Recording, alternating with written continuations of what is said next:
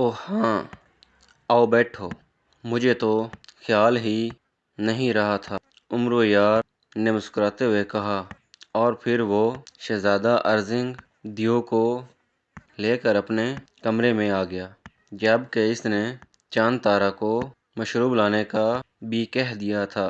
ہاں، اب بتاؤ کیا ہوا ہے؟ عمرو یار اور شہزادہ ارزنگ دیو علیحدہ علیحدہ کرسیوں پر بیٹھ چکے تو عمرو یار نے اس سے پوچھا۔ دوسرے ہی لمحے وہ تیزی سے چارپائی سے نیچے اترا اور چپلیں پہن کر باہر کی طرف بڑھ گیا۔ کیا بات ہے چاند تارا، کیوں چیخ رہی ہو؟ کہ تمہارے پاؤں پر کاٹ لیا ہے؟ عمرو یار نے کمرے سے باہر نکل کر سین میں کھڑی چاند تارا سے مخاطب ہو کر کہا۔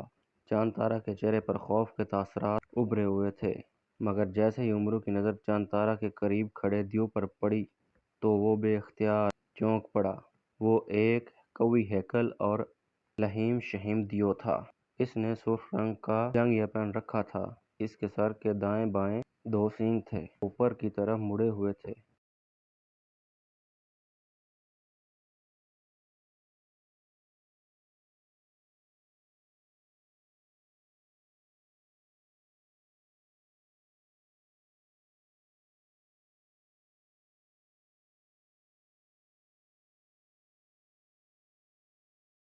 بادشاہ عدل و انصاف کا دلدادہ تھا اور رعیہ کو سستا اور فوری انصاف مہیا کرنے کا شوقین بھی۔